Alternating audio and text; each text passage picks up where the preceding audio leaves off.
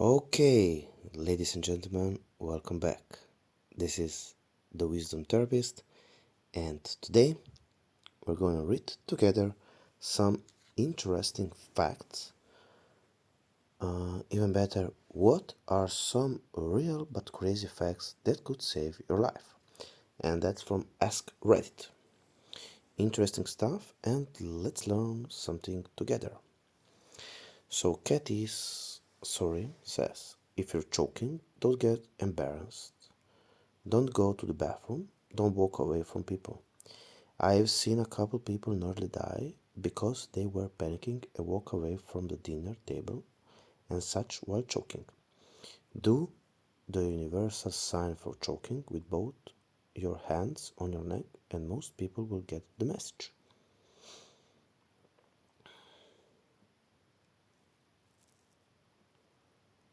And then we have Purpsy. I walked to the bathroom while choking once, slipped, fell, and got a concussion from the toilet seat. At least the food came out. That's actually, this advice is actually good, a good psychological advice, and good for you when these things happen.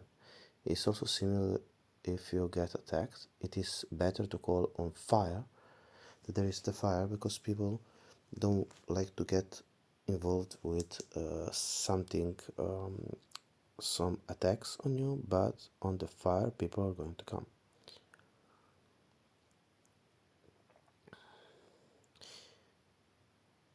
Then we have KF Nola. If you find yourself stranded in a desert, ration sweat, not water. Of course, don't drink all of your water in one go, but the rate at which you will dehydrate and overheat if exerting yourself, example walking, hiking too fast, or climbing over obstacles in the heat of the day, will kill you much quicker. Many people are found dead with water, which is terrifying. Yeah, interesting. It's also psychological because of the fear. We don't do what is necessary. And then we have Morgasm. I can't believe just how many people in the show I shouldn't be alive rest at night and march in the day in the desert. Madness.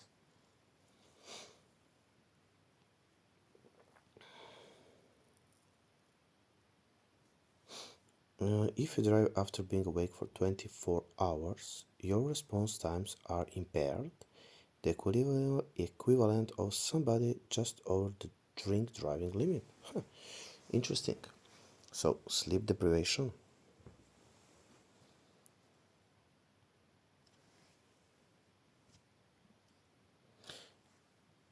Then we have Odimorsus. If someone ODs, don't wait to discuss or figure out if they will get in trouble. Every minute counts, and if staff ask if they took anything, tell them immediately. Tests will reveal in any way, but every minute they have to run them is another minute they can't treat the patient correctly. Don't hesitate to call emergency services for a suspected overdose. As quick as treatment and response is imperative. Yes, of course. They are not the police, they are not out to get anyone in trouble, and if it messes with something like their doctor's prescriptions, it's preferable to leaving them to die. If you do any kind of opiates or have people at your house who do often, have naloxone handy and know how to administer it. And then we have Chicago Heights. Also, don't lie to those of us who work in the ER. We aren't the cops. We can't give you medical information to law enforcement without your consent or warrant. Even in that case, the hospital will use the lawyer. And we want to know what we are dealing with. Usually, the best idea is to tell those people your situation. Nimble Vaseline. If a grease fire starts, use baking soda to put it out. Put a lid over it to smother it and turn off the heat source. Do not use any water to put it out. It will only make it worse. Call your local fire department if it gets out of control.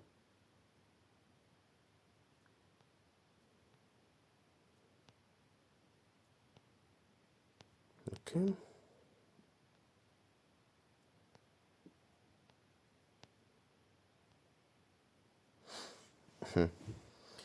Drink vodka if you get antifreeze in your system. Okay, interesting how this could happen.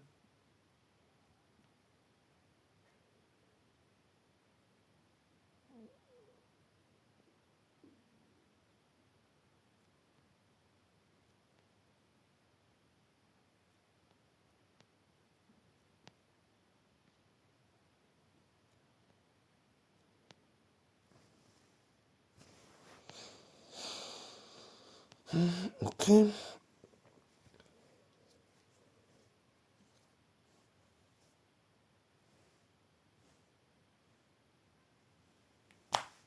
If you ever have to rescue a drowning person, throw them something to grab onto beside yourself. Great idea. So you don't risk your life. As a child, maybe from 604 ataraxia. As a child, maybe 7 years old, I encountered my 4-year-old brother drowning in our pool after the maintenance guys left the fence open. I jumped in and grabbed my brother, who proceeded to try and drown me to get above water. I walked along the bottom, holding my breath with him on my shoulders until the edge. I didn't think about it too much until I had kids of my own. I relive it in my nightmares. I have pretty severe anxiety about my kids around water. I die in those dreams rescuing them a lot. I feel like I learned some of those dangers the hard way, but not the hardest way. So, okay, interesting to know when something like that happens, and interesting to see how people get anxiety from those, like OCDs, from those situations. Then we have obfuscated. Someone else mentioned therapy, and as a vet who never talked to anyone for 7 years after getting out, it actually helps having a professional to talk to. Yes, that's always a good idea. I never wanted to put my mental burdens on friends or family, but there are people that are able to help with such things.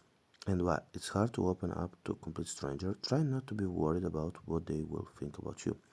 Usually, we therapists do not think bad about you because we take you as a human being. And if this job is like our purpose, then most of the time, you will get the job done. They will take you serious and treat you like a long-time friend. Best of luck to you, friend. Yes, that's right. Edit. Thank you for all the kind words and the questions. I went to sleep shortly after writing this, not expecting all the replies, but those actually looking to speak with someone. I had the benefit of reaching out to the VA and getting the long needed help I needed. I honestly don't know how someone would go about to find such resources, but I'm sure someone here is more knowledgeable. Regular appointments and medication are helping me to control my PTSD and depression and anxiety. As for the nightmares our friend is suffering from, I too was having recurring nightmares, keeping me up at night, and was prescribed prazosin. It's helped keep them under control, and I have felt the difference in the amount of rest I'm getting. But everyone is different. Never feel alone in your struggles. Seeing the kind of people and hearing the kind words make even the most difficult days a bit easier to approach.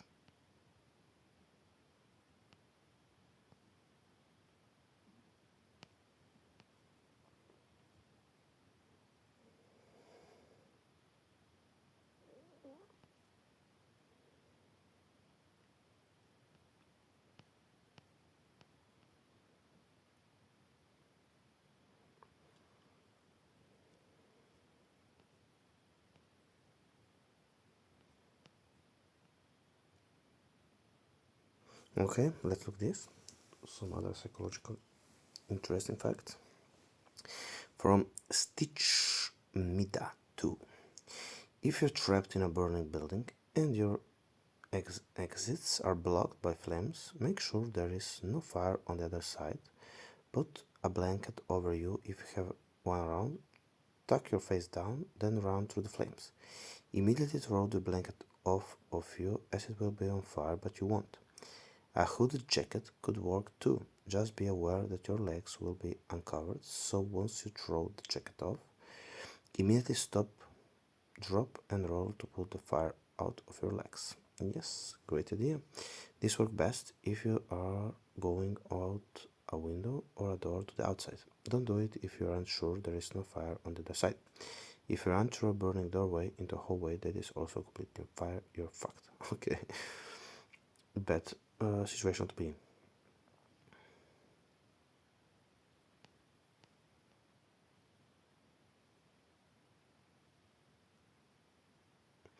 If you end up some from re-ink, if you end up having to survive in a forest, crickets or grasshoppers chirping is not annoying. It is your sign of safety. Crickets stop chirping when something big is moving close to them.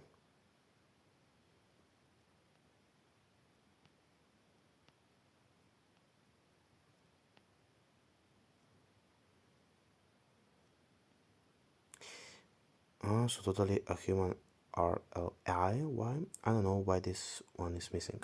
When you see someone faint, don't help him staying up. Gently catch and lay down ASAP. They're fainting because brain needs blood to stay alive. Keeping them upright will prevent this. If you feel like headed, lay down so that no dumbbells will try to keep you on your feet. If you suffer from a condition that causes fainting, explain this to the people around you.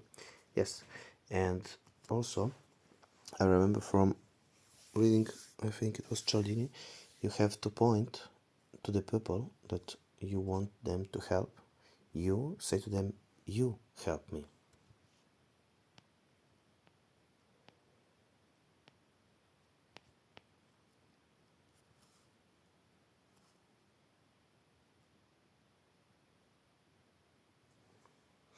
So, idiots O5. People who are looking for trouble are less likely to go for you if you say hi or just let them know who you are, that you are worth them, such as by greeting and introducing yourself. The John Shirey. I worked overnight at a gas station when I was younger. I always greeted everyone immediately for this exact reason, especially if it was someone I hadn't seen before. This actually kept me from getting robbed one night. A guy came into my store and I just said something like, "What's going on, man?" or something like that, and he seemed caught off guard and then said he forgot his wallet in the car and drove off. He immediately went and robbed the store down the street. Luckily, no one was harmed, but still, pretty crazy.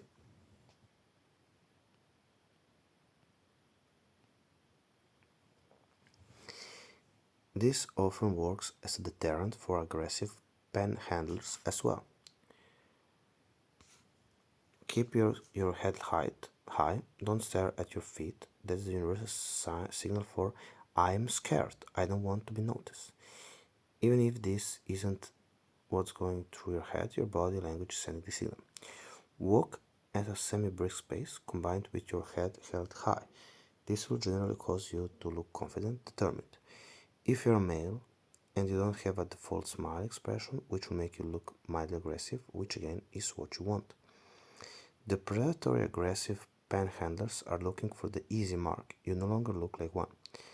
Make eye contact as you pass. Don't engage if they don't, but give a quick head nod. If they say hello or anything like that, keep walking, but respond. Don't respond weakly. Give them a firm hey or sup. If they try and delay you after this, "Excuse me," or "Hey, come here," just keep walking. Turn your head to look at them again and say, "Sorry, I'm in a hurry," or something like that. Keep your pace. Don't mention money if they haven't asked for it. If you say, "I don't have any cash," they're going to assume you're lying if they're predatory. If they do pursue, trying to force further interaction, get ready. They may try to grab for a purse, bag, or watch. They have no reason to want to be near you. Any further interaction is solely because they want something from you. And you need to realize that while they might be innocent, they also might not be. Look for the nearest business. It literally can be any business. Anywhere that has other people. They're not going to follow you. At that point, you can see if they linger, in which case you can contact police. For what it's worth, a lot of homeless folks and panhandlers, the majority are not cruel by default, not really dangerous. For many of them, you simply greeting them or acknowledging them is enough because they feel unseen. It makes them feel human and noticed, at least in a small way. So, if nothing else, greet them to be kind, if they greet you. But just be aware of your surroundings and situation.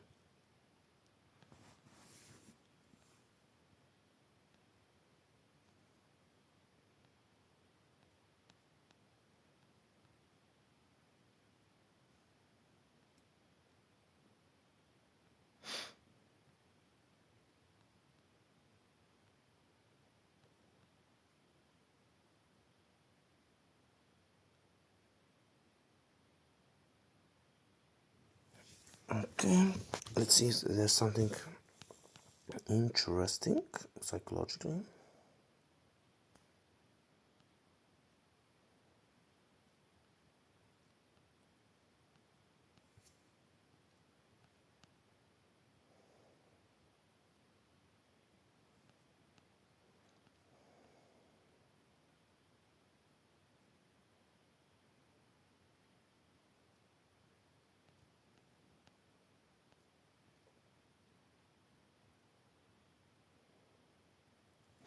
If and from wet mat. This can save your life. If someone is trying to suffocate you with a pillow by pressing it down on your face, just rotate your head to the side and there will be a small air pocket for you to breathe. They'll probably still try to kill you afterwards, but at least you can survive for longer.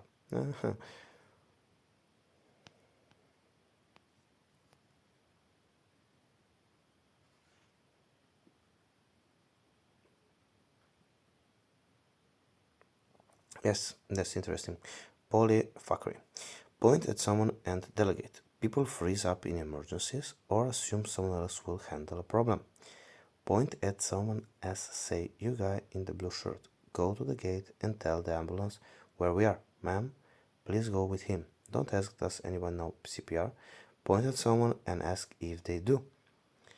Even if they don't, people are more likely to step forward in fear of being asked next and judged for not acting sooner than volunteering from the beginning.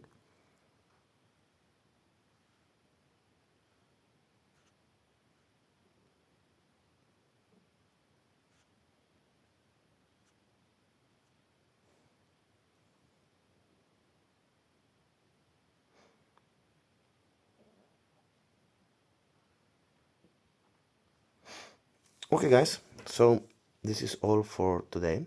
Hope you enjoyed this video and hope to see you next time here as well.